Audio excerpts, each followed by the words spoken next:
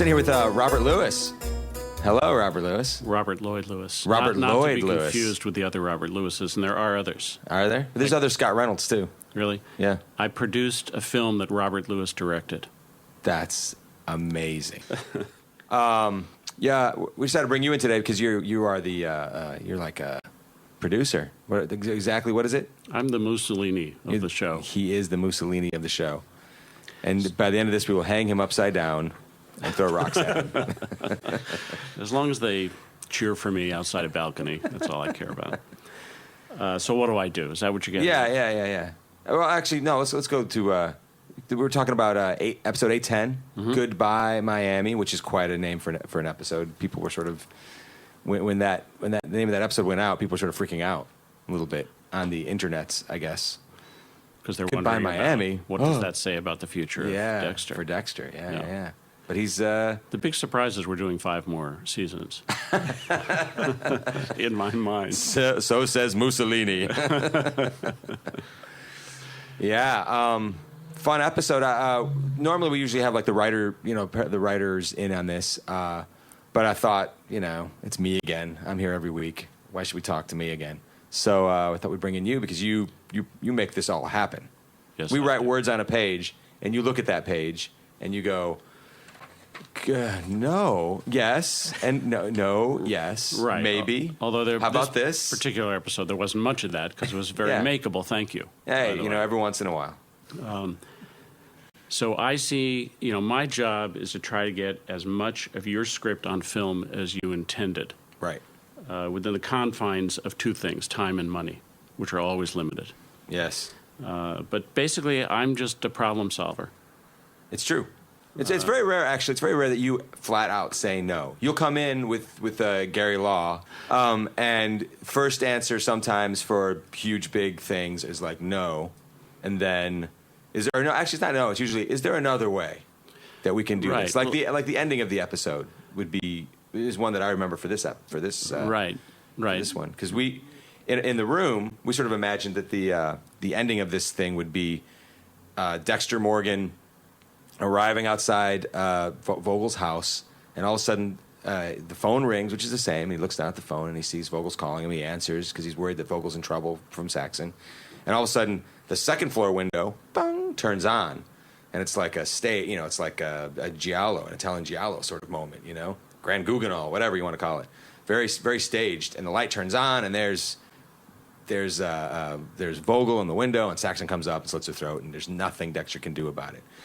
And so it was very important to us, and then you came to us and said, can't be the second floor. Yeah, it can't be the second floor at all. Yeah, because there is no second floor. It's actually somebody else's apartment. Yeah, above Vogel's house. And then you and I had a little fight about, no, there's a second floor. Remember that? I've seen it. There's stairs. No, the stairs are on the outside. No. And then I realized I was talking about the wrong house. Right. Which is another thing we should learn if you are going into TV. Don't contradict Robert Lewis. That's right. He knows of what he speaks. But what were you going to say? No, that's not the thing you should learn. Oh. Yeah, no, just that. Yeah. That was a great scene, and as soon as you introduce blood into a scene, you screw it up. Because when you get an actor bloody in one take, it takes a half hour to clean them up, to clean up the set, to clean up everything. Right. So the mechanics, and luckily this is a pretty bloodless show. No, this is a very bloody show. Right. So what we did in that scene is our plan was to use visual effects and just have a dull knife go across her neck. There would be no blood. And then we'd have Scott Milne, our brilliant visual effects supervisor, put in the blood afterwards. Right. So we did numerous takes with that in mind, but we always knew that the last take we'd use real blood and see how it, maybe we'd get lucky. And that's our effects guy, Dave Kelsey. Dave Kelsey, yeah. Who, by the way, I was a big fan of because that's the guy that worked on The Thing. John Carpenter's The Thing. Yeah. He was excellent also, yeah. Dave. So Steve Schiller, directed the episode, said, on the last take, so you don't have to clean her up, we'll do the blood. And it looks so fantastic, that's the take that's in the show. Saved us a lot of money in visual effects. Yeah, practical effects, man. Yeah, it just looks really good. Yeah, the the knife looks, it's just flat out opening her up. Looks Yeah. great. And her neck, in the aftermath, the neck prosthetic Right. is fantastic. We haven't done that since we killed Rudy. Yeah. And Keith Hall, our brilliant makeup artist, did that. And I look at it, I still don't know how it's done. It's just so impressive. It's gory. Yeah. It's good. Yeah, and it's a lot of for Dexter. It's a lot of history in that moment, because you're right to bring that up. That he's dealing with what happened to his brother, what he did to his own brother, Right. and then he's dealing with Rita. He's dealing with what happened to his own mother, his son. You know, like here he is. He cannot escape this sort of destiny of blood, being in his own mother's blood. Yeah, and all the babies in blood that we have in this show. We do that too, but they like it. It's good. It's like sweet. It's candy, right? I would characterize it as traumatizing. But you have young children, so I haven't had them in a while. The other thing we did in that scene is we wanted to end the show with a pullback that pulls up above the bodies to infinity, basically. Right. And you can't do that on location because the camera bangs into the ceiling at about 8.5 feet. So we built a complete replica of that set on stage, where our ceilings are 60 feet high, just to get that last shot, which, by the way, is not on the show. Sometimes that happens. That happens too. Best laid plans. Right. But you gotta get all that stuff while you're shooting. Yeah. You can't. I mean, you can do it later, but it's much more involved to get it later. Yeah. And thinking through that episode, there's also another big moment I remember in the production meeting was Harrison on the treadmill. Right. And which is a lot of fun when we just we simply just write something like Harrison gets on the treadmill, starts pushing some buttons. Hannah says, "Stop it." She comes walking up and Harrison falls. Right. So there's a lot involved to that. And cuts himself open, by the way. That's right. Yes, I forgot about that part. There's a lot involved. First of all, you have to be able to control the treadmill. Right. You have to get into the mechanics, into the engine of the treadmill, and be able to from off camera, turn it on, turn it off, make it go slow, make it go fast. And that's effects again, right? That's special effects. That's our on-set effects guy, Dave Kelsey. And then you have to think about, all right, now how are we going to injure a kid? So if you're a parent, you do that all the time. I mean, I don't know. So one thing we did, and this was Gary Law's idea, was to make the actual tread of the treadmill, not to use what they usually have, because it's pretty hard. Yeah. Because your feet are landing on it. So we used this. We substituted this thick rubber substance, so it would be softer to land on. But still, you can't hurt a kid as much as we'd all love to. So we have to get a stuntman. Now that you're not allowed to use another kid as a stuntman. You used to be able to. It was great. Oh, really? Yeah. It was like stunt kids? Stunt kids. In fact, Gary used to throw his kids in. I think you could do it in China and Hong Kong still. Right. Which is why production is leaving California. So we had to find a really tiny person, and I mean really tiny. Yeah. Harrison size. What's that? 38 inches tall. Yeah. Which we did. I'm surprised there's not more professional stuntmen who are tiny. Right. There are some, but we found a guy. We had to kind of, Wally Crowder, our stunt coordinator, had to work with him and help him break his neck. Right. And so the actual guy taking the hit is the little tiny stuntman. Yeah, you can't tell. Yeah. Yeah, it's pretty amazing. And then out comes the blood. More blood. That was real blood too, right? Not effects. Not digital effects. When you say real blood. You know what I mean, like real fake blood. I'm thinking, no, we did not. Yes, we really did cut open the kid. child. Yeah, that's all real blood. Yeah. So, and a lot of blood. Yeah. A lot of blood for that. Sort of needed it though, but I mean, I've got an 8-year-old. I know I've got a 12-year-old boy. And they bleed. They bleed. Oh yeah, they bleed all the time. Especially head wounds. It had to be enough so that Hannah knew she had to take him to the hospital. Right. And risk herself. Yeah. Yeah. Which she did. What a good mom. I mean, other than poisoning people every once in a while, she's a really nice killing person. people. She's a wonderful human being. I mean, I bet there's not a fellow out there who wouldn't think Right. she'd be great as the mother of my children. She's like a fierce bear. Yvonne also is a future movie star. I think she's unbelievable. She's done some movies. But I mean big movie Right, star. yeah. No, she's fantastic. Yeah. She's so good. And she can bowl. She can. Yeah. You saw that. I at saw the her Red Party. bowling. Which is funny. I didn't know Australians bowl that much. Anyway, sorry. Continue. Moving on. A fun anecdote. Yes, please. The psychiatric hospital, the abandoned psychiatric hospital, Right. which is around the corner from us here. It's right down the street. Sunset Gower Studio. So yes. you can hunt it down after you watch it. That's right. Is it really abandoned? But there's actually a guy on the. It is abandoned. It is, yeah. No, it's not abandoned. Empty. It's not not. empty? Oh. It's sort of in use. It's a YMCA or something. But there's a guy on the web who takes great pains in figuring out exactly where we shoot everything. Do you know about this? No. Is it like Dexter Locations or something? I don't remember the website. I can get it for you. But if you go to it, every episode he breaks down, what it's supposed to be in the show, Right. where they shot it, how I figured out where they shot it, and he goes to great pains, Google Earth and all sorts of sort. Why didn't you just call me up? I'll tell him. Tell him anything. So this abandoned psychiatric tour. Hospital is actually a young women's club. It's been here since the 20s. Oh, wow. And it was where hopeful actresses in the golden age of Hollywood would stay. It's like one of those canteen things you see in old movies. And Marilyn Monroe stayed there. Wow. Donna Reed, I forget some of the others, but my favorite was Ayn Rand. There's a picture really? there, Ayn Rand in her room in 1927. You should tell Manny Cotto this. He'd be very excited. Yeah. He might move in. The psychiatric hospital was sufficiently that. And the kill room, that was a fun scene to sort of put together. The moment when someone got a text. Sorry, I thought I turned it all off. It's a fun moment when Saxon brings his mother to show her exactly what he went through when he was growing up. Right. Yeah. Saxon's journey is a lot of fun in this episode, I think, too. Working, what's his name again?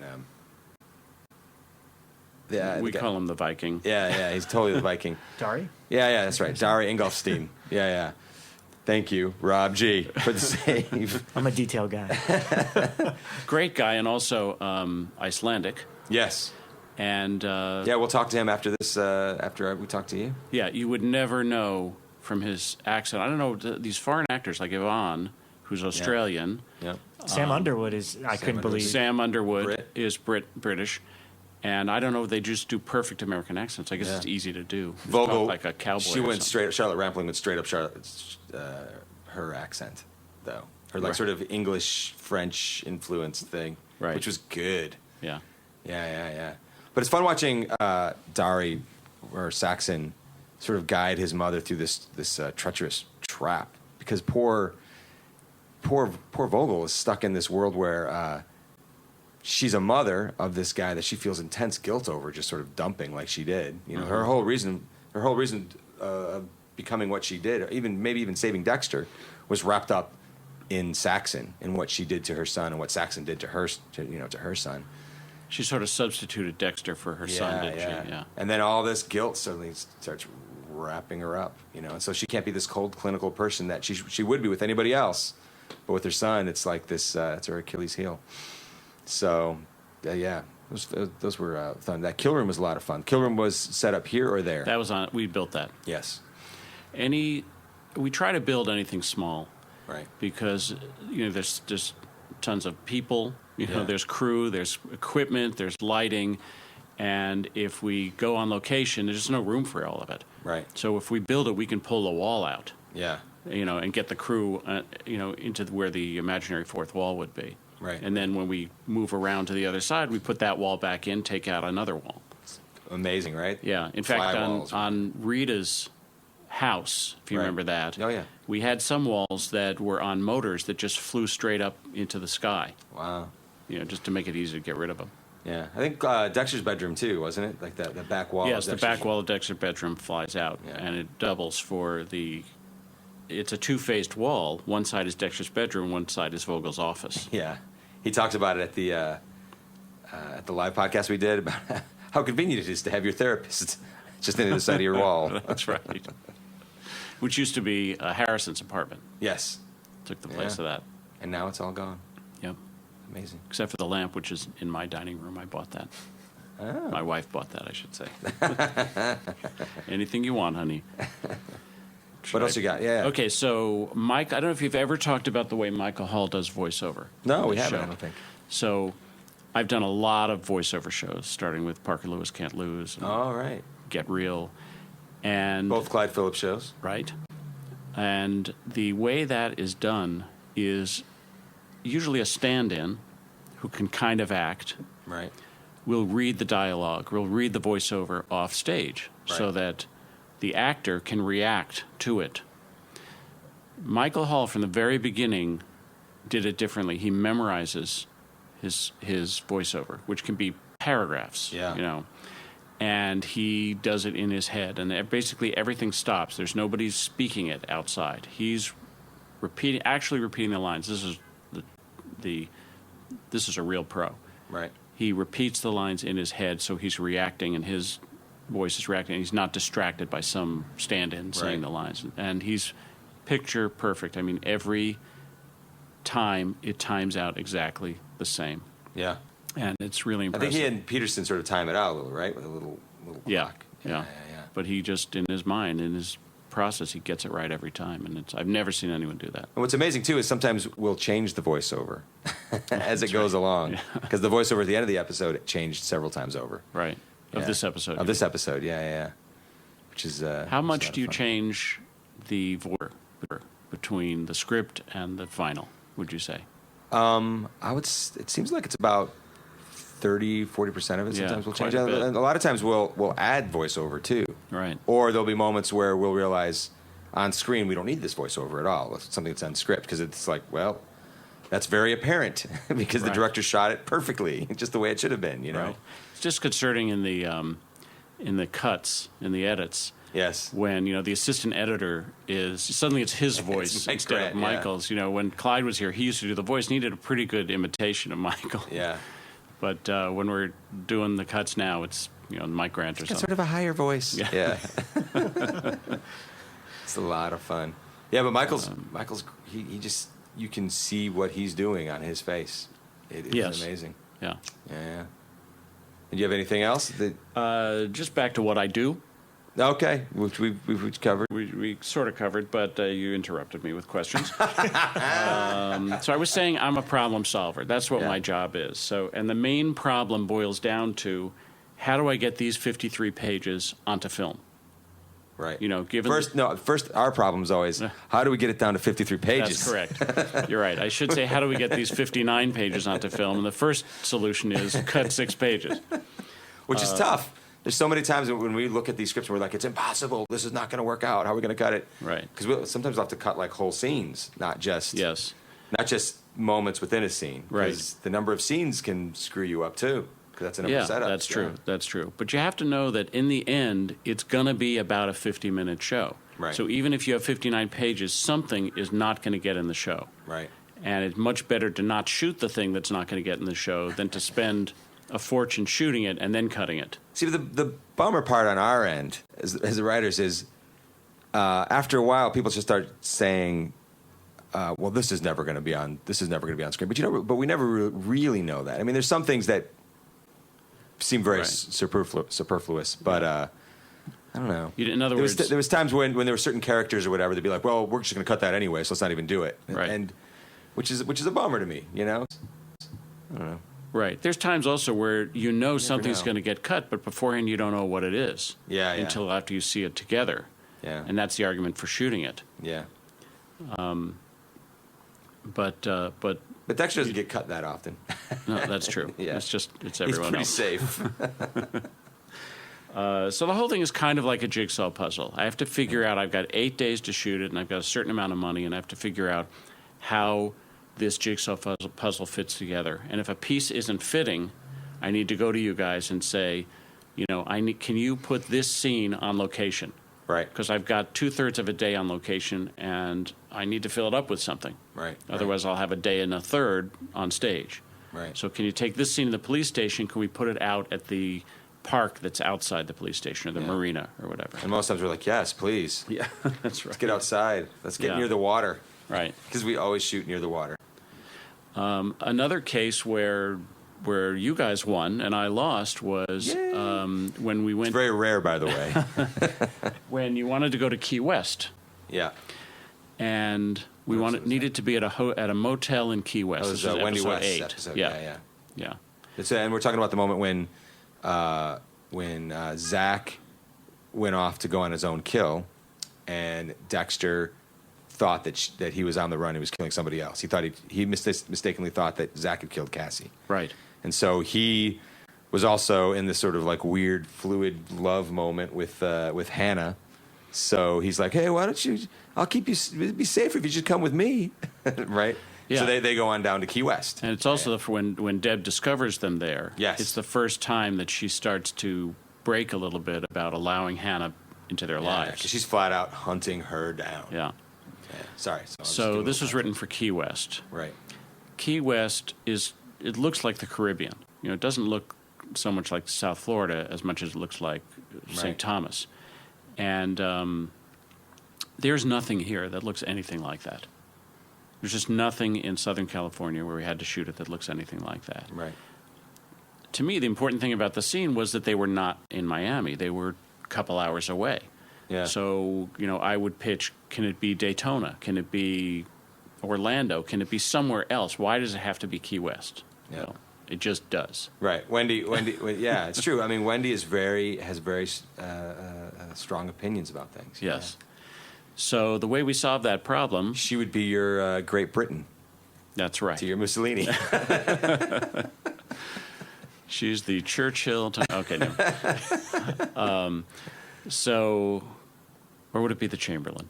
I don't know. So no, you know, the writers really wanted it to be Yes. in Key West. We did. I don't know why we did, but we did. It Yeah, felt right. Yeah. Something about the iconography of Key West. Just the fact that it's like an escape. You know, Yeah. even that movie with the Bogart movie. You know, Key Largo. Key Largo. Sorry, Yeah. mistaken. Okay. You youngins. Don't cut that out though. I like that. I'm an idiot. So here's how we solved that problem. We looked from Santa Barbara to San Diego to try to find something that looked like Key West, and we couldn't. So we went to Pasadena, Yeah. of course, where there's no ocean. So Right. what we had to do, we found a great motel in Pasadena that looked like it really could have been Key West, but didn't have a beach. What it had was Pasadena Community College across the street. So we brought the beach to Pasadena, basically. We created a giant blue screen. Okay. And where the City College of Pasadena was, we had blue screen. Right. And so then we got some footage that was Key West, or that looked like it, and imposed it into the scene. It's amazing. Can't even tell. Yeah. Well done. Robert Lewis. Donkey. Dunk? Oh, thank you. Dunk You're it. saying, okay. I didn't know how to... Oh, grazie, I should say. Lewis. Donkey. Hello, donkey. Well, there you go. right. Thanks for coming and talking I'm out of about notes. 10. No, that was really good. It was a fun episode. Who knows what? I mean, we basically put Dexter through the ringer. Yeah. Everything seemed like it was it's working out, and stinking Saxon, man. No telling what sort of anger you have towards your mother. You want to talk about any anger you have towards your mother? Fifth Amendment coming in here. Luckily, she'll never listen to this. Yeah, I know. Saxon's pretty angry at his mom. All right. Well, hey, man, thanks so much for coming in. It's my pleasure. Next, we got Darri Ingolfsson. And Dr. Morgan. Oh, yeah. And Dr. Vogel herself, Charlotte Rampling. We talked to both. We thought a little family thing we'd have going on. And it's a lot of fun. I got to hang out with Charlotte Rampling in the Chateau Marmont and Rob G. Let me say about fun. Charlotte Rampling, Yeah. if you haven't seen The Verdict with Paul Newman and Charlotte Rampling, see it. It's a great movie. Yes. And The Night Porter. It's pretty good, too. It's just really disturbing, though. Probably especially for you. Because I'm Mussolini. Yeah. Yeah, up next, Dr. Vogel, Charlotte Rampling herself, and then Darri Ingolfsson. Check it out.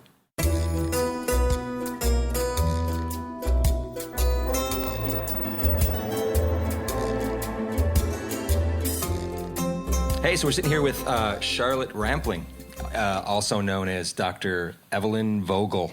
Hello. Hello. Yeah, thanks for coming around to do this. We're actually sitting in the fabulous Chateau Marmont. A lot of big things have happened here. Have you been here a lot before? A lot of things have happened. I was here in the 1970s, way back in the 70s, when it was really rocking and rolling. But it still is in its way. Yeah. Although now in year 2000, it has the same vibe. It's very, it's like being in a pension. It's like being in a, like a sort of club in a way, like a place where everybody knows what's going to the vibe is going to be, and that's certainly not a hotel feeling. That's special. It's very homey in some ways, a little bit. So I thought we could talk about Dr. Vogel coming, because you've had a many and storied career. You've been acting for a long, long time. Yes, and a model before that too. Is that right? Well, very, very briefly, but I've been mainly acting. But I started very young because I was brought into the business. I didn't even think that I was going to be acting, but I got a small part, very early on, just by sort of looking pretty in London, and someone spotted me on the streets, and I thought, oh, this would be a good thing, and then I realised that, I was quite good at it, so I was told, and I went to acting school, and I've been, doing it on and off ever since in all parts of the world, mostly Europe. Yeah. So now you're here on Showtime becoming Dr. Vogel, basically Dexter's spiritual mother. How's that been coming on to Dexter? Had you seen Dexter before when? No, I hadn't. I didn't know Dexter. I had not come across Dexter. I'd heard about it, but I'd never seen it. So when the production called me, I said, "Well, look, I'm going to have to spend a day watching." So I went out and bought a lot of cassettes. Cassettes, I say, it sounds old-fashioned, doesn't it? Well, whatever. We know what you mean. But we know what I mean. I'm in the era of cassettes still. And I watched it and was very intrigued, thought it was a very good series, really excellent. I thought Michael was extraordinary, and Jennifer too, and all the cast. It was a really well-grounded, very well-paced, well-written, and very thrilling series, I thought. So I then asked to have the story pitched, and so Scott pitched me the story of the telephone, because they couldn't send me a screenplay because they weren't finished at that time. So he gave me the arc of the character, because he said I was going to be in 10 episodes out of 12, and he gave me Vogel's story. So I from that got really intrigued by the idea and said I would do it and wanted to come over. And working with Michael, that's something fun to do, huh? He's a very intense actor. Yeah, but you don't know what these people are going to be like, us actors. True. When we, one actor joins another actor, you don't.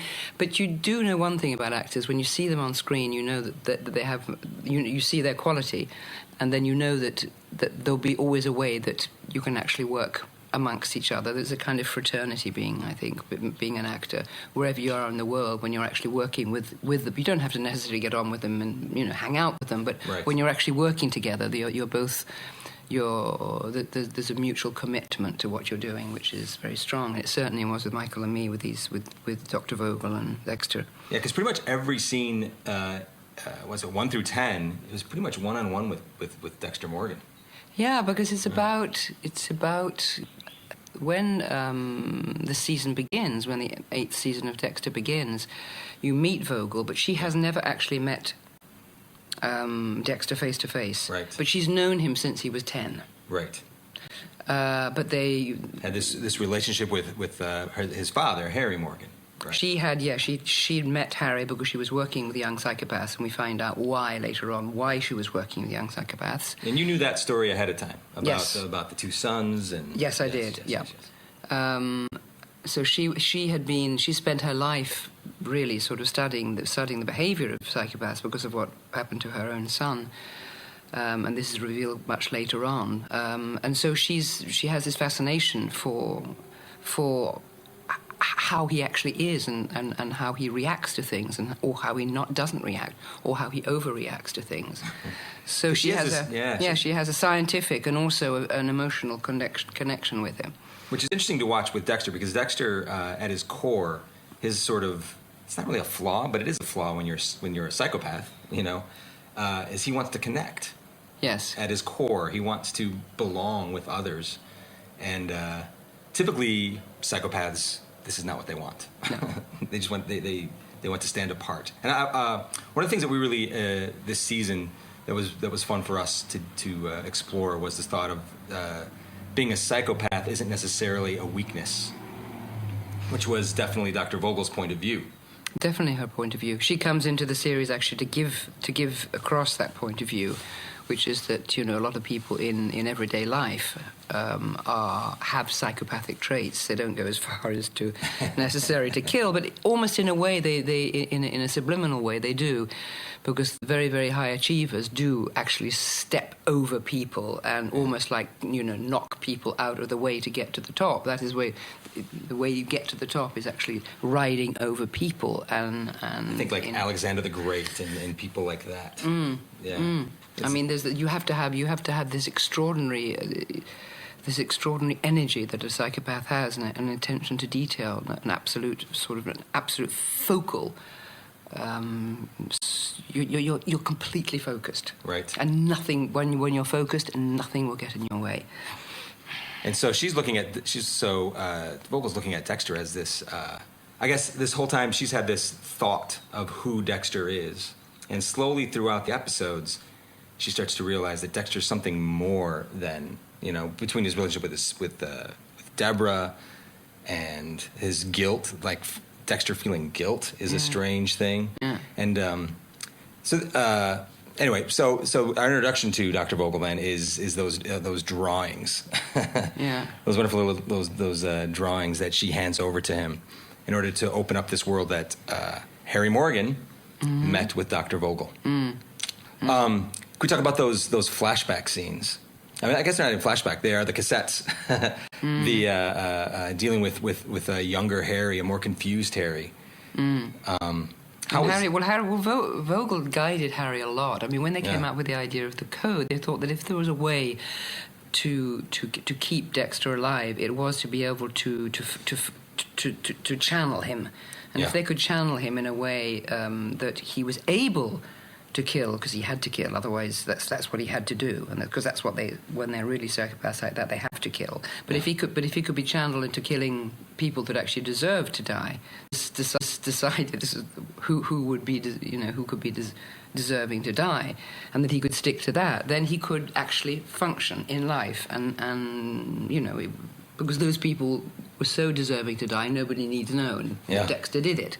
So he's able to get away in this way, with satisfying his urges when they come up to, and that's how he survived. And that's why, I guess that's sort of why she says, I think it's the end of the second episode, where Dr. Vogel takes this son, basically, Dexter Morgan, in her arms and says, "You're perfect." You're perfect, yeah. Which is something Dexter's never heard in his life.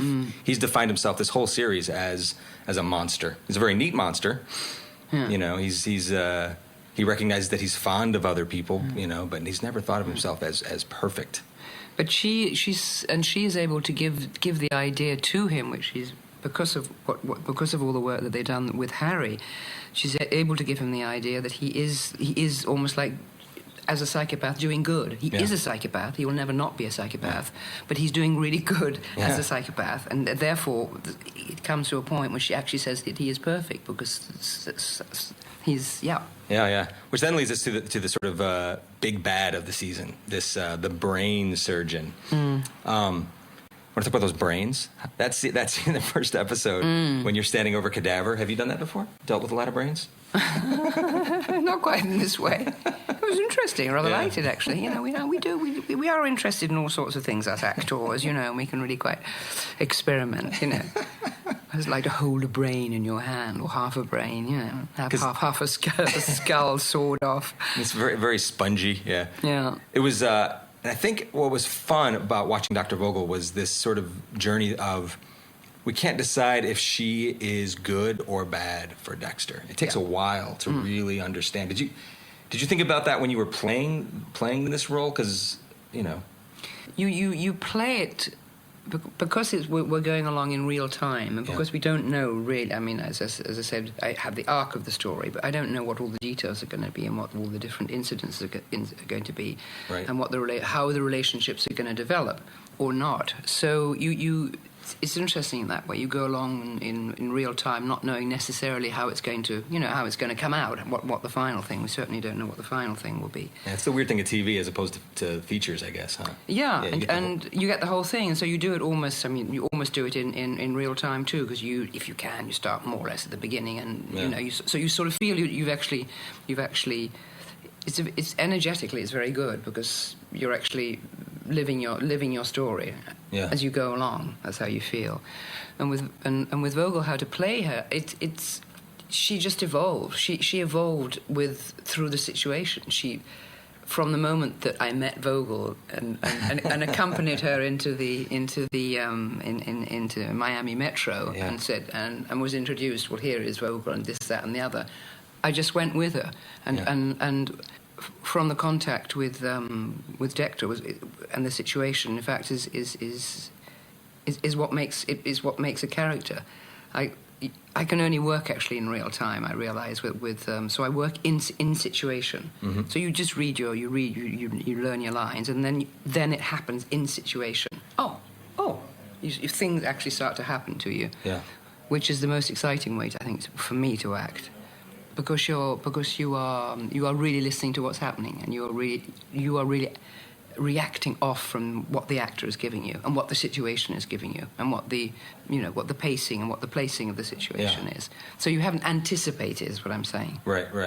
So the character grows out of something, actually very, if we can say that acting is real. It grows out of somewhere as real as possible, which is the scene happening. Yeah, it's miraculous. Yeah, it really is. Days on the set when I'd watch you guys, it was it was exciting. It was an exciting thing to watch, and to see words on a page come to life like that. And even sometimes watching dailies, knowing the trajectory of the story, I was like, oh, is this good or bad for Dexter? I'm not sure. It's very fun. Great. Well, that's So then, the secret's finally revealed that somebody's after Dr. Vogel. Mm-hmm. And yet there's this. I guess we should talk about the secret of Dr. Vogel, about the loss of her sons. She has this opportunity to sort of redeem herself, I guess, because of the mistake of Oscar, because she had this psychopathic son who killed the brother, basically, right? Yeah. Who was Oscar? I mean, not Oscar. Did I say Oscar? Daniel? Daniel. Yeah. Oliver Saxon. Oliver. Okay. I knew it was an O name. Oscar was Miguel Prado's brother. I'm getting all the dead people of Dexter mixed up. So there's this. I guess that's where that sort of closeness comes with Dexter. It sort of felt that way watching what you've done. Well, what. Along with the fact that there's someone coming after her that's sending her brains and she needs some help. Yeah, but obviously it's much more than that. I mean, it's one way.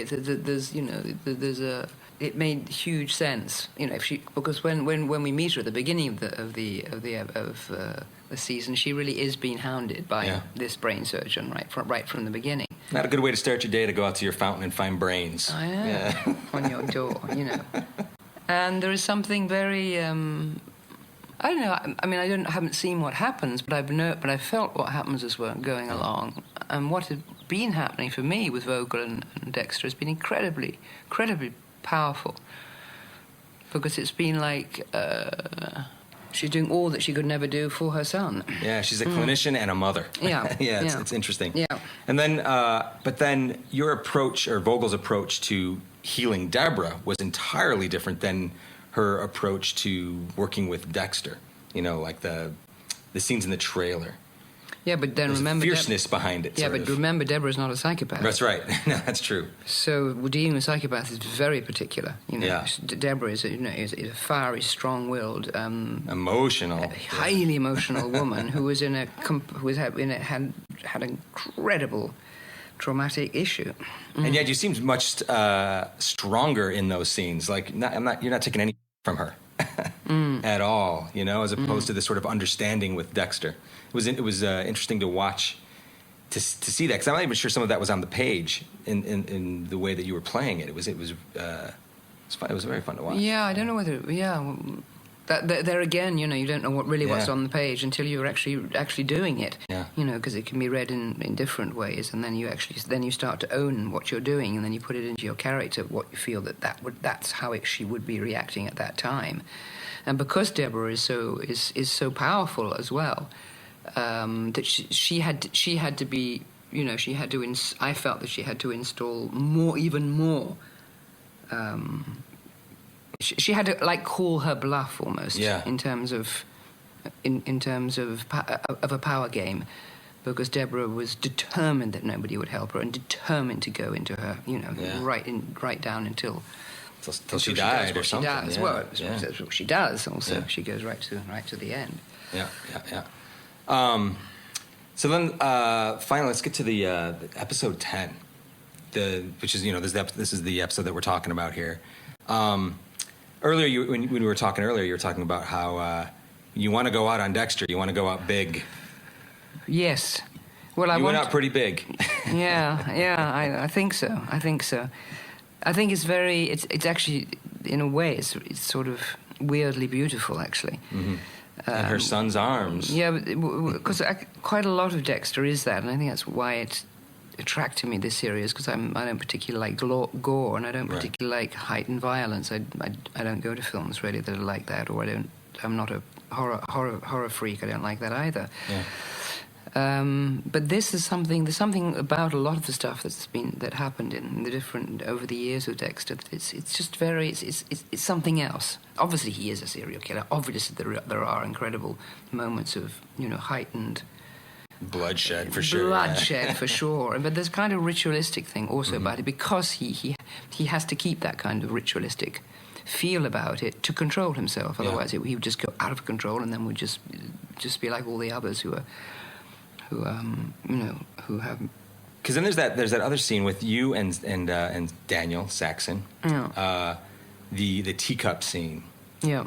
When or she knows, Dr. Vogel knows that Dexter is on his way. He's going to kill her son, because she now knows that this son is evil. There is really no saving him. Yeah, there's no doing a Dexter on him. Yeah, the cold sort of clinical psychiatrist part of her doesn't work, I feel like. Because the mothering instinct, because basically she had to tell she had to tell Saxon, Daniel, that Dexter's on his way, And then you want to talk about that scene a little bit with... well, she doesn't. No, she doesn't tell him. Well, she doesn't, right. On screen, she for sure doesn't, but in some ways she had to sort of give it up a little, that, don't you think, that Dexter showed up? That Dexter was coming, that she had betrayed her son? Or no? I didn't play it like that. No, you didn't play it. Yeah, but he has that moment where he knows that someone's lying. Like, I've seen a lot. I think. Well, of course he does, because but the moment, if it's played in the way that I felt it was played, is that it's when she says to Dexter that she just wants because he said you shouldn't have obviously told Daniel to come to your house. Yeah. Obviously bad idea. Bad idea. But she said, I just wanted to be with him one more time, because I'm not going to see him ever again, and have a private moment. And that's what she wanted, and that's what she really is having with him. Yeah. She's having that moment. But then he reads this sort of fear or something. Of course he does. Yeah. She can't hide that. Yeah. I mean, you can't possibly hide the fact that you are either going to get killed, or someone's going to get killed, or your son's going to get killed. You're on the precipice of a massacre, and you know that. So you're going to probably show it. Especially with a psychopath who can see everything like that. She's not as cold as she thought she was in some ways. Yeah. No, she's not clinical there at all. Yeah. But she wouldn't have intended to be, because there's a moment when you're not. You can't be clinical in that situation. And then she decided not to be. Yeah, and then Vogel dies in her son's arms, and it destroys Dexter to a certain extent. Once again, Dexter is found lying, sitting in his mother's blood. Mm. Yeah. No. You brought Dexter on quite a journey. Yeah, I think so. Yeah. I'm glad we could do that. It was also very good with all you writers. I think you've done a very, very good season. I think it's going to be, I hope, up to everybody's expectations, because there's an enormous amount of expectations. Yeah. It's very. It'll be interesting to see what happens to Dexter after this, 11 and 12. Yeah. So how the mother. So I don't think I'm going to let you out of this room until you tell me. You know, so when the record, when the microphones are turned off, you'll know all. Right. Well, thank you so much for letting us come in and talk about all things Dr. Vogel. It's very exciting. Pleasure. Thank you. Thank you. Bye-bye.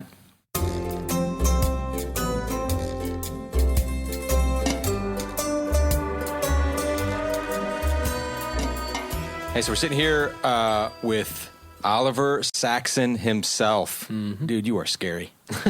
Well done. Darri Ingolfsson. Snævar Darri Ingolfsson. Yes. Yes. Say it again. From Viking country. Yes. you do have a little Viking thing going on. It's you got a in the cold roots. stare. Yeah, it's the cold winters. We just keep thinking, he's going to rape or pillage something. I'm born on the darkest day of the year, actually, in Iceland. Oh, really? Yeah, there's no sunlight on my birthday. Oh, my gosh. You're from Iceland? Yeah. Oh, wow. So on the 22nd of December is the winter solstice, so it's about 2 hours of like little bit, and then it dips back It's down. dark the whole time. Yeah. It's like 30 days a night. Yeah, it's not as bad as some parts of Alaska, Yeah. I imagine, but it's still pretty. Barrow, Alaska. Yeah, I've seen some documentaries about depression and. Yeah. Is it cold there all the time? Tell me about No. Iceland. No. It's not. It's a lie, isn't it? Yeah, it is. It is. It's what you guys did to scare off the Vikings, I heard. Yeah, I think it was mostly just to like stay out of our country. Go to kind of thing. Greenland. Go to Greenland. It's great there. It's all green, and then they get there and it's all screwed. And like,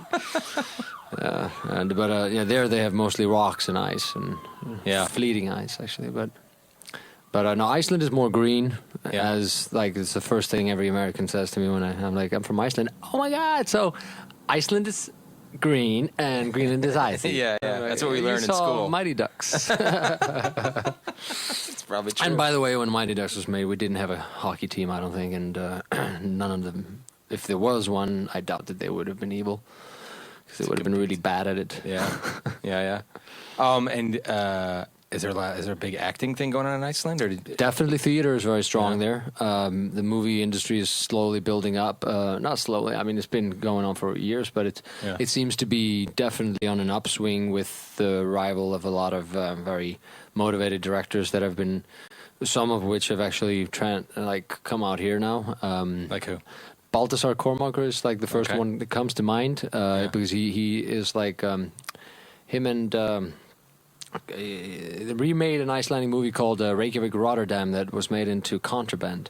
Oh yeah. With Mark Wahlberg. Mark Wahlberg, yeah. And him and Mark have now kind of like probably have a good relationship now, and they're making another movie. You're like, I'm from Iceland, hey, over here. Yeah. I should probably send him a letter. Offer he can't refuse. Yeah. But no, it's so he's doing good. There's a couple more that I know personally that I don't know him personally, but a few that are doing good. One who's actually sold the script, who I'm gonna be working with soon. Actually, all right, huh? Yeah, and so you came to Los Angeles, New York. What? How did you get? Through New York. Through New York, but only to stop there for like a couple of weeks just to see the city again. I hadn't seen it for years, and. So was it Last Resort that pulled you over here? Or? No, it was Life. I came here with one car commercial in London money and 2 boxes and a suitcase, and I couch surfed for a year. Oh yeah, and it was blessed to. I mean, I knew 2 people here that I'd randomly met. My friend, my first friend here, I met actually in New Year's Eve in Barcelona. Sure, heard of it. Look at you. Yes, Barcelona, Catalonian. And he was my first friend, and I just hung out here for a while and tried to figure out what the hell is. You came here to act, is that true? Yeah. But I always also said to myself that because I came here a couple of years before I got my my visa, right?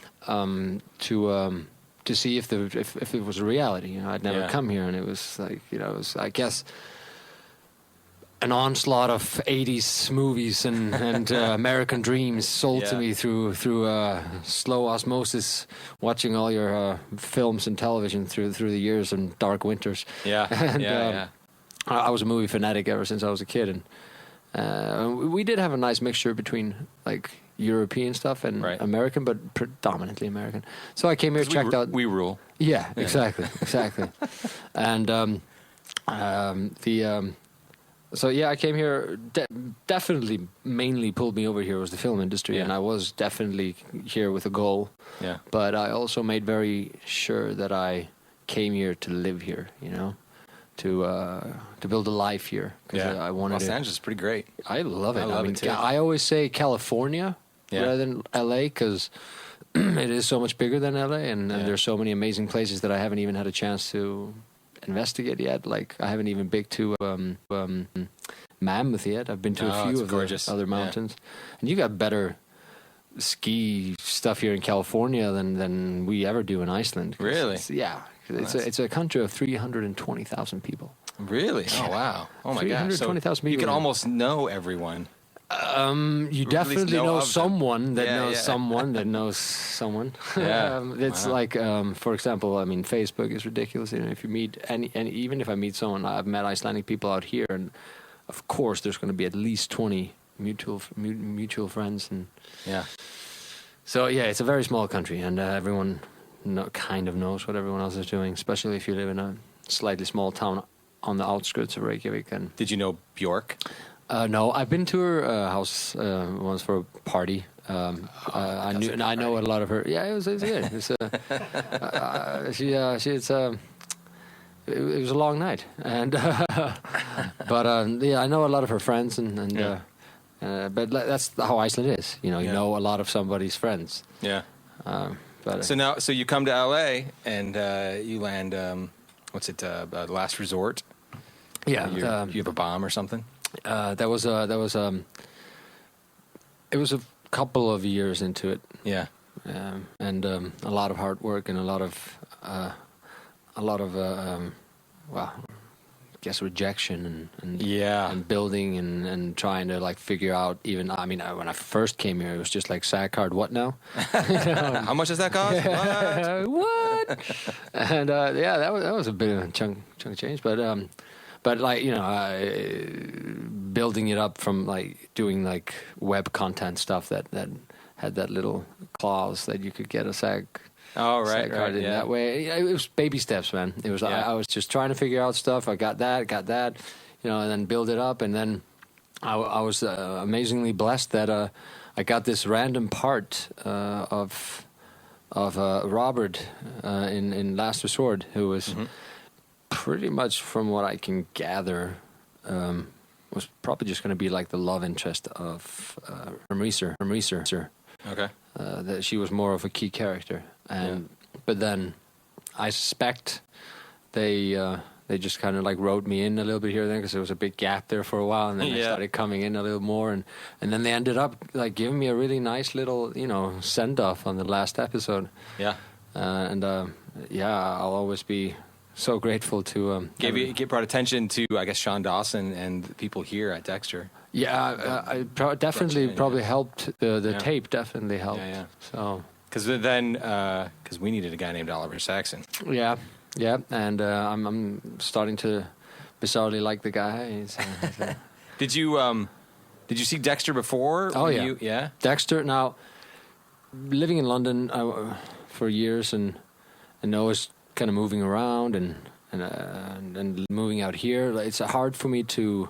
I don't ever have that like weekly following of a show. Sure. It's very hard for me. So Most people binge watch Dexter anyway. Yeah, and it's the best. I mean, I remember when I was supposed to tear down my brother's kitchen interior. He gutted his apartment in Iceland and rebuilt it from scratch. I mean, we tore down everything. So you're handy too. Oh yeah. So I was supposed to be the demolition man, and I came to his house. He was somewhere abroad, and at 8 p.m. I started watching because I had seen the first season, right? Like a few years before, and then I had 2 and 3 that I was streaming, and it was I watched till 7:30 in the morning. Oh, right, huh? Drank 2 Red Bulls, wired as like crazy wired, and I tore down the whole damn kitchen, shaking, carried down what I couldn't throw off the balcony, off the 4th floor, carried down like, fifth floor and 5 flights down, and all the, the cement and the timber and all of the sink and the everything, the pipes and shit, and still shaking. Managed to finish that at about 7 p.m. and then I watched the last 2 episodes. So I think it was it was Jimmy Smith. Lithgow. Oh, Lithgow, season 4. Yeah. Oh yeah. The Trinity Killer. So 3 and 4 probably. I feel like that would be, if I were an actor, which I am not, I feel like it would be terrifying after Lithgow to like step in as the big bad. Yeah. I mean, there are great expectations. To be honest, like, I'm really aware of it. But you seem sure of yourself. It doesn't come, like, it doesn't really matter. What can I do about it? And it's kind of like, I treat a lot of things in my life like that. Maybe I have a slight disassociation with my own experience of myself in some way. I sometimes think that I kind of live in a little ether just above my head. Yeah. But even people who are like asking about, or saying that some actors, they find it very threatening to, be acting with with Michael. C. Hall, and it's not really something that I can really relate to. Yeah. I felt that he, for example, Michael. I felt that he just complimented me even more. Like, it made me even more comfortable because I felt really nice acting with him. You had Charlotte Rampling and Michael C. Hall. She's a legend. Yeah, right? She is a legend. I remember, what was that movie? The Night Porter. Well, the first movie that came to my mind was where he gets DOA. Remember that movie? Oh, yeah. And pool table. Yeah. But she was in Zardoz too with Sean Connery. Oh, yeah. I actually have a movie. list of a few, some more known and some more obscure movies that I have to go and check out with her. Yeah. I feel I need to do now that you killed her. Exactly. Way to go. Sorry, mommy. So let's talk about this journey of Oliver Saxon. Mm-hmm. Because it's a little convoluted at the very beginning. It's Charlotte Rampling. It's Dr. Vogel contacting Dexter because she is receiving little bits of brain that have been scooped out with a melon baller. Specific little pieces of brain. Yeah. The parts of empathy. Yes. Yeah. Which sort of ties into the childhood of Oliver Saxon. Yeah, and trying to figure out who he was and. From because I had to kind of like, what did you know when you started off this thing? The only thing I knew where episode 6 was like the first time we ever really got eyes on Oliver. Which was totally like such a tiny scene, and you blink and you miss it, kind of like it's just an introduction. Like, look at Cassie's with somebody else. Yeah, and he's all like, "Oh, I can never be like that." Like, yeah. Yes, you could. Player. But no, you're more like him than you know. Yeah, but I because you could argue, and I've seen actually, I've done something that I don't usually do. I've read a little bit of the fan chatter and stuff about the show, and I usually just try not to read anything that I am a part of. Unless it's information that I need to know. You could argue that Dexter he's not a pure psychopath. He does have some levels of empathy. And no, definitely not. Yeah, by season 8, something has happened to him. Yeah. He's had it, but season 1, I would say his wife was the one that really brought him into that kind of sphere. Wouldn't you say? It would be Rita and then Hannah. Yeah, definitely Hannah. She was something new though. She was like a real passion. Yeah, something you never felt. That could be completely, and that's sort of Dexter's. That does sort of prove what you're saying about the empathy, that Dexter just always wanted to be accepted and understood and connect with other people. And I feel like Saxon might not have those same needs. Like he sort of feels like he is standing above everybody else. And I would say he's more of a stereotypical psychopath. Yeah. With a little anger issues toward his mother, maybe. Yeah, but even then, and this was what was quite tricky with like acting or portraying his feelings was that like it was trying to figure out when he was really feeling these things. Yes. Or when he was just trying them on to see, because he's seen it in other people. Yeah. And that's really psychopathic behavior. And psychopaths who say that word, they're very good actors, and they're very, very observant. And actually, I have to thank again Michael for introducing me to a great book that I swallowed as soon as we started, as soon as I got the part. What's the book? Called The Wisdom of Psychopaths. Yeah, yeah. And, that's where we sort of got left. Yeah. It's a book. And a great book, because it's reminded me of Bill Bryson, in the sense that he takes a topic that's very scientific and but makes it very personal and fun and say, introducing, because when we say psychopath, we very often go straight into psycho and that sort of territory. It's Leatherface and but they're monsters. Not these psychopaths that are all over, and you can be a high functioning psychopath in a very, very important part of society. It's a strength, sort of. There's a Did you take that test? Yes. You want to share where you were? Well, it's kind of difficult, because you can, when you know what you're testing for, you can kind of answer them with that tint to it. But I did definitely there was one test there in the book with the train track test. Yeah. And I definitely scored pretty high on the psychopathic side, but I have a lot of empathy. I mean, I think that it's a scale. Definitely. It's more like a mixing board. Yeah. And there's all these different dials. Yeah. And it's just where are you? This style is a little bit more. This style is a little bit more. And that's definitely something to do with upbringing. And I would say that in Dexter's case, my perspective of that is that he became the sociopath because of the trauma that he sustained at such a young age, that his brain shut off certain parts of his brain towards empathy for himself and blah blah blah. But then there's the actual being born with just lack thereof, which he had a little bit of that too. Yeah, but Saxon, I feel like is just sort of cold, because he killed his little brother when he was 8. No, 9. He was, I think he was 12. I think Saxon was 12 when he killed his little brother. Yeah. And he had been alive for a few years, and just because he was just took attention from him, and he was just kind of in the way. Why him? Me? Yeah. He wanted, and in a kid's life was the most important person in the world is the mother, and if the mother all of a sudden, and it's just that, and you could argue that it's a very logical way of thinking. It's survival of the fittest ish, Happens all the time. Yeah, I mean, in the animal kingdom, maybe in some ways, you got to fight for your place on the metaphorical dinner table or whatever it is, and he definitely and that's why he felt such betrayal actually, also when she punished him for the murder. And put him away. Sent him away, never visited. And that's where my kind of also I had to kind of create a little bit of how he got from London back to here, and also how he survived. I mean, he'd already gone into his teens by then. Yeah, about 17 years old when he burned down the asylum.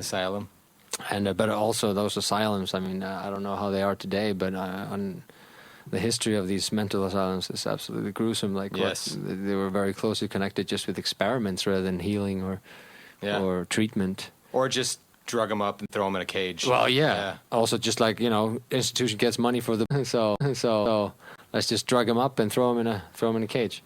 But he, obviously got past that. Because it's like Dr. Vogel said, that there's a strength behind a psychopath, and there's a purpose behind these sort of people. Yep. Yeah, and so he gets to grow up. We thought it was interesting that he keeps up with his mother and learns that his mother has become the psychopath whisperer. Yeah. And why not me? Because I wondered with that, how long he was how long he kept it from being aware of his mother again. And I mean, she did release that book. Yeah. And there's 3 other books before that. So so he could have definitely been aware of her. Yeah. but again, how long did he stay in London? How long did he, and I think he definitely had some sort of criminal underworld connections for a while to sustain himself. Yeah. Because, but like And then he created this persona of Oliver Saxon, which he's fond of. respectable guy, Yeah. and he it fits his Building inspector. yeah. Good way to get into places that you shouldn't be. Exactly. So peace and quiet, and you get those keys. Yeah. But that brings us to where he is really today. And Yeah. So he starts sending these little brain parts to her. yeah, And to then taunt her, I think. And then when he broke into her house and got the computer and saw what was on it, and he starts reading about who the hell is this Dexter Morgan? That like infuriates even more. Yeah, because it's the same thing again. I don't know if I can swear here, but like it's Yeah. like Yeah. really, Please. please. And it's like after all this, she's got some like protege. She's like mentoring and molding into this like nice functioning psychopath. And- Yeah. As far as he knows, yeah. Another fun thing that when we were sort of crafting this, it was before, I think it might have been before you were cast, because it was like episode 2 and 3, when we sort of imagined that Saxon was trying to figure out who Dexter Morgan is, Yeah. So he then Saxon sort of tricks them and makes them think, all right, the brain surgeon is Lyle Sussman. Mm-hmm. The guy that Dexter ends up finding in a cabin that's been killed. Yeah. And then Very convenient. And then you sent them the video of the Lyle Sussman choking out or bagging somebody in a kill room, and then a hand comes up across the screen and boom, shoots Lyle Sussman in the head. And Dexter's like, "Who is it? What the heck? I don't know what's going on." Which then they crack open the book, all the different people that she has profiled, which then leads us to our favorite cannibal, Ron Galuzzo. Named after Rob Galuzzo. Oh. But that guy wasn't you either. And meanwhile, once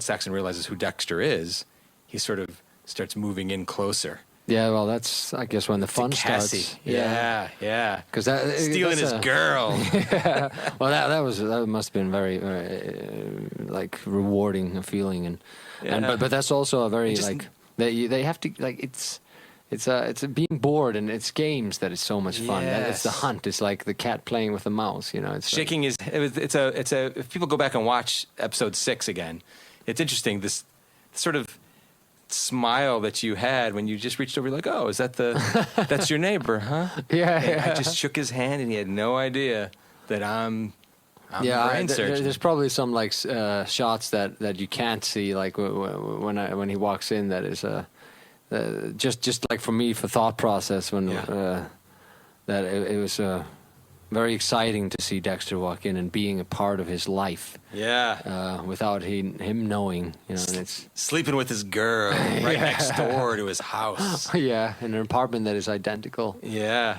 Yeah, it's satisfying. Just a game. It's fun. It's very fun very to sort of cry. psychopathic. And Yeah. fun to, be emotional and fun to like. Because even tricking him into thinking Yates was the brain surgeon, by placing the tools inside Yates's place, and it's all just like it's all a game. And it's funny too that so how good is this guy? This is the guy you chose, and I'm tricking him at every level.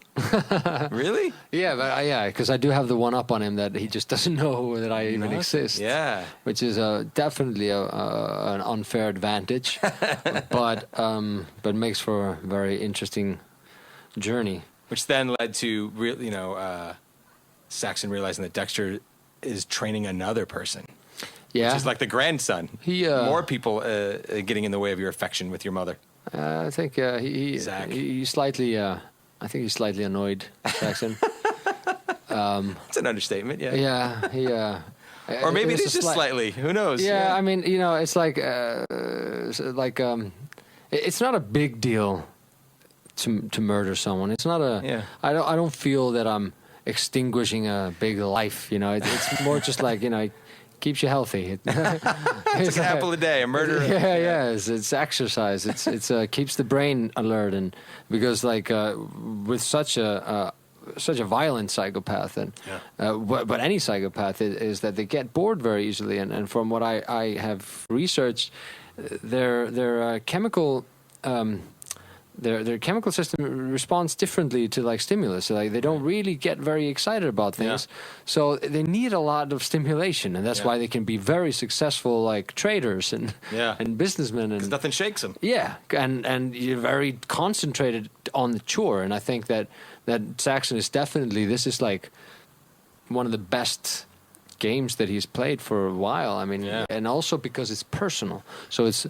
So he is trying on all these new feelings that I think I definitely tried them on, and they were fun and they were like interesting to experiment with. Yeah. But I think that he's not really fully committed to them.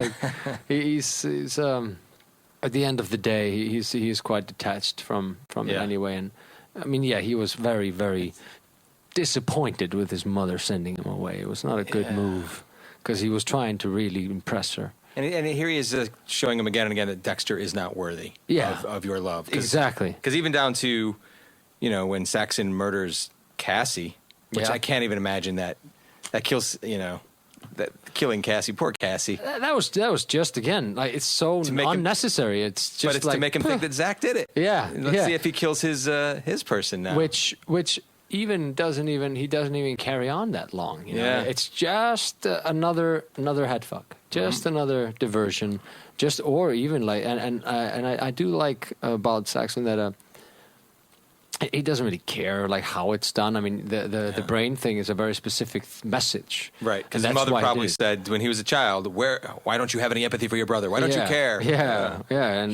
here's a whole handful of empathy, Mom. Yeah, exactly. And I think I'm pretty butcher sure paper. Little scoop. Yeah. But I think he definitely did research on who he is. He knows what he's supposed to be. Yeah. And he read his mother's books. Yes, exactly. You read those and you know what you're doing. And I'm really, really fortunate and grateful that I got to play with Saxon. Yeah. Which brings us to Dexter realizes he goes to go kill Zach, and then in the course of that realizes, oh my God, this kid didn't do it because he was off actually hunting somebody. Yep. In the way that Dexter did. So he's got this sort of perfect disciple basically, and then Dexter realizes, well, shoot, man, somebody set him up. Yeah, and also very quickly I send him the video just to show him. Yeah. You flat out kill Zach. Yeah, and brutal. Leave him there for him to find, like a cat leaving a bird on the doorstep. And it's fun too. The way you killed him, the cutting his brain while he's still alive. Yeah, that was like usually I take him down first because it doesn't it didn't really matter. But I wanted to. Yeah, he annoyed me. Let's talk about that kill room. Yeah, that was interesting. Because that's 10. We start off with Dexter at the end of 9. Dexter's very frustrated that he couldn't find that you got away. That Saxon got away. Yeah, because you just see this. You see the kill room through the video. Right. Yeah. And then you meet up with Mother. Yes. And I think this is the scene you were hinting to earlier, where it's, are these real feelings? Yes. Trying on these things? Is he manipulating her? I think it's a little bit of everything. Yeah. But again, I think coming away from, if you want to imagine the scene after the scene, I think that he would definitely be analyzing it. He rushed off in a huff, but it's very also intentional to manipulate her. Yeah. I want to get emotions out of her. Yeah. That was the mission. But in the process, she definitely fired up some anger in me. And that's also great because, like, how often... my kills are very flatlined and very just methodical and to the point kind of, but this is like feelings involved and it's exciting. Yeah. It's and then Dr. Vogel is flat out saying, Dexter, don't kill my boy. Yeah. She's gonna choose Saxon, which doesn't sit well with Dexter. No, she probably shouldn't have. No, definitely not. And then there's that great scene in the kill room. Yeah. Where you bring Mother in, sit her down on that's that in chair. episode. That's in 10. Oh, that's in 10 Yeah, still. yeah, yeah. Okay, cool, Yeah, cool. I was worried. Yeah. Yeah, that was. Sit in the chair, Mother. Yeah, that's again like, and I think that was the closest I felt that Saxon came to actually feeling a little bit. Yeah, because me that too. really with him that like loss of power that he experienced in that chair, in the real chair. Yeah. Back in the asylum and it's that letting her bubbling know. anger. Yeah, This is what happened to me. and I think that he could have killed her right there. Yes. He would have been like, you bitch, like this is what you did to me, and but trying to like explain it, and but then she turns around actually, and she does show genuine remorse. I would even say. Yeah. It's hard for her because she's not like a psychopath. She doesn't want people to die. And she's always it's But interesting mother's too, 'cause- love. Yeah, she's always looked at everything with a clinician's eye. Yeah. A scientist's eye.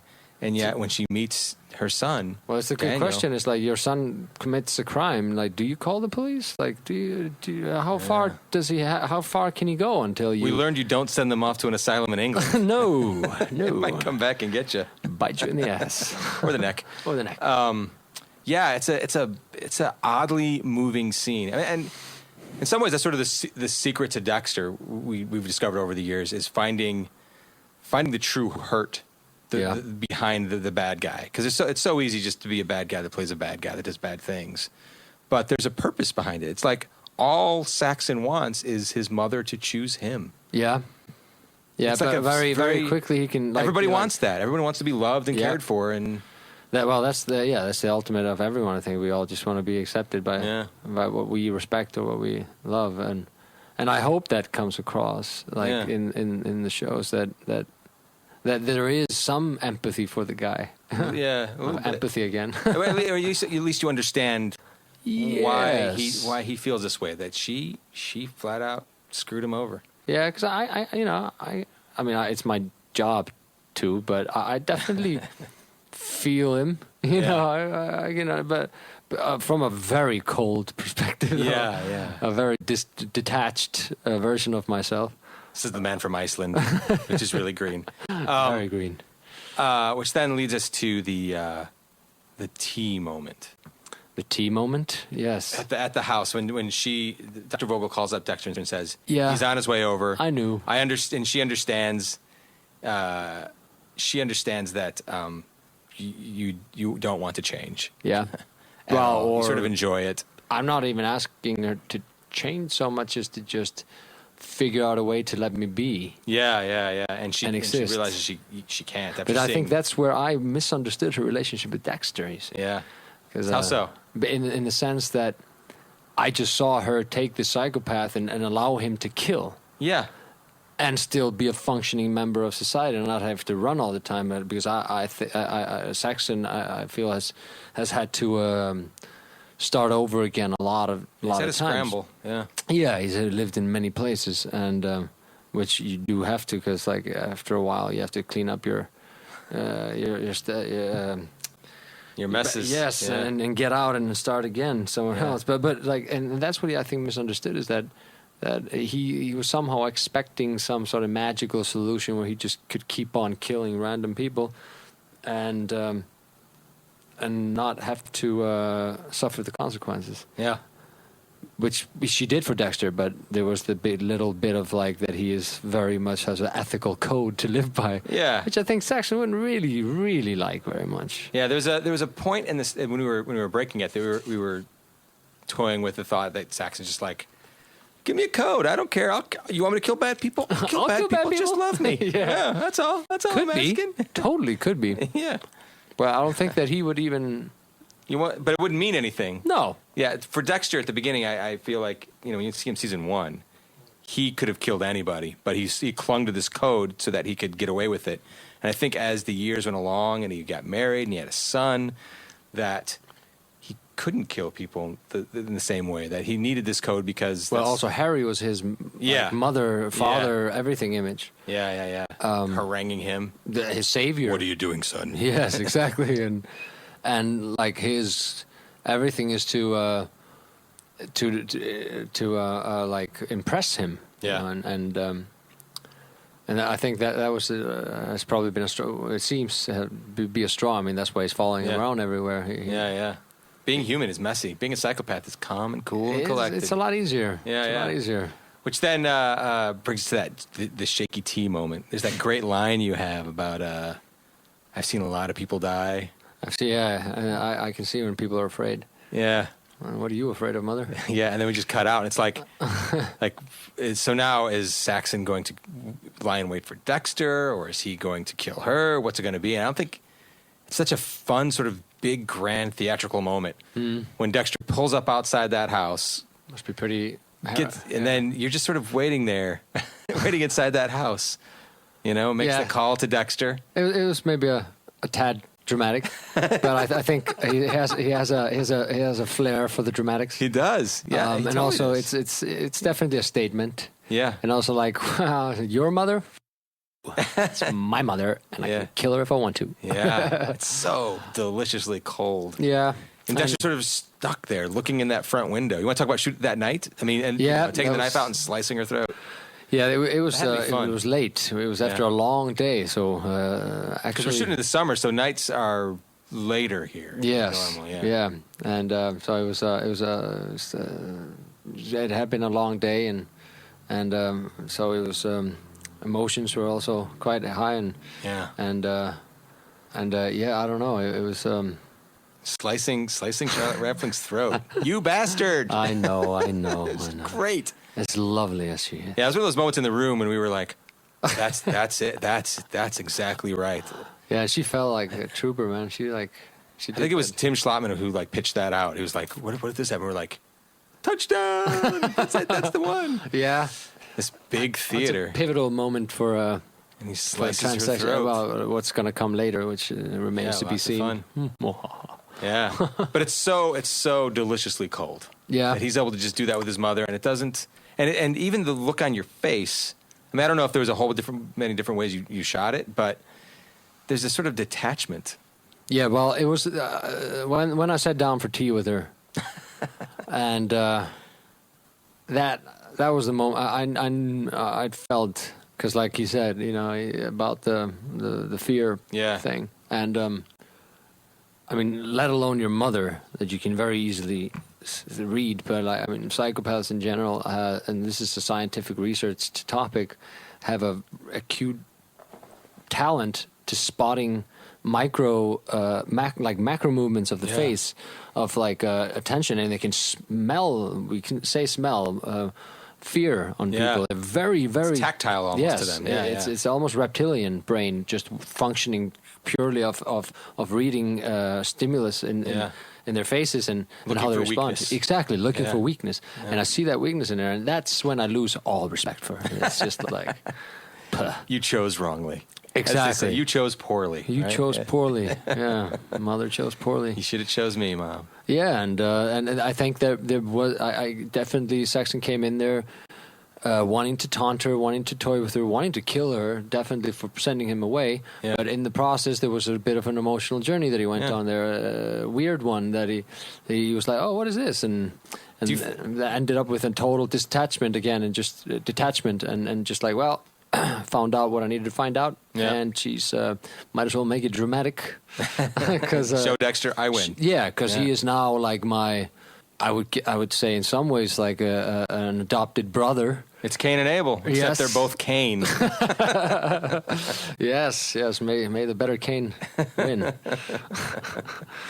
Yeah, it's pretty exciting. It could go anywhere. Yep. From this point, from episode 10. Yes, the longest time didn't even know myself, because it's actually, you know, it's a fun way to work, because you don't know in life. Yeah, and it's very real. You are very moment to moment with these people. Yeah, and so it's very exciting to see what happens after this. I can't wait. Oh yeah, me too, man. Lots of fun. Well, thank you so much, Darri, for coming in. So we can talk through all this stuff. Thank you for inviting me. Good times. You've been a very scary Dexter final season 8 nemesis. Yeah, it's funny, like, because I'm a really nice guy. Yeah, when we were walking out, you just had a kid. And, exactly. Just a nice... And even, like, you know, got very innocent eyes when I want to. But I remember I was shooting one scene, and I can't really say what it was and who it was that said it, but like he came after the scene, and he was like, "Damn, you're scary." And I remember thinking like, "Oh, Hey. okay." My mother doesn't seem to think so. Hey, I wonder what your mother's going to think about all this. Yeah, she loves it, man. She loves it. But my brother is a huge fan of the show. Oh, that's cool. Yeah, he's a cop in Iceland. Okay. Cops love this show. That's what I hear. Homicide cops really love it. Yeah. I think it makes their job really going on. It makes their job a little bit easier. Yeah. People just disappear. Yeah, exactly. It's a murder solve rate is pretty low there, Yeah. I would say. Yeah. Miami's is not so good. Yeah, Dexter has a big part in that. Every suspected murderer disappears. There's some island somewhere with all loads of really happy killers living together in harmony, drinking coconut juice. Good times. Darri Ingolfsson. Yes, sir. Thank you very much. Thank you, man. Thanks for walking us through Saxon. We are now shaking hands. So are you on Twitter or Yes, anything like that? I am on if Twitter. People wanted to find you and Definitely need more followers on Twitter. yeah, it'll happen. So where would they find you at? It's just Darri Ingolfsson. And it's at Darri Ingolfsson. At Darri Ingolfsson. I'm not a very talented Twitterer or tweeter. But if people, well, let's say at the end of this podcast, if people had some questions, Oh yeah, you'd be like, totally. you'd ignore them? Yeah. No. In a seriously psychopathic, detached way. Yes, please leave me alone. No, I'm totally like, I'm on my own Twitter and I'm learning. Yeah. I'm learning. It's a lot of fun. So they could find you there. And then big thanks to Rob G at Icons Rob G. Yeah. He's the guy that makes all this happen. Could do none of this without him. And he's Awesome become an amazing Misery friend, which is t-shirt. extremely good. Yeah, he's wearing a Misery t-shirt. Awesome. And I'm Scott Reynolds. I'm one of the writer-producers here on the show. You can find me at JScottAmy at Twitter also. I've been known to answer questions and live tweet and show pictures. Haven't gotten in trouble yet for that, so that's good. And that's it. That's the end of our podcast for episode 810. But don't worry, it's going to happen again and again. It has to happen. Thanks for listening.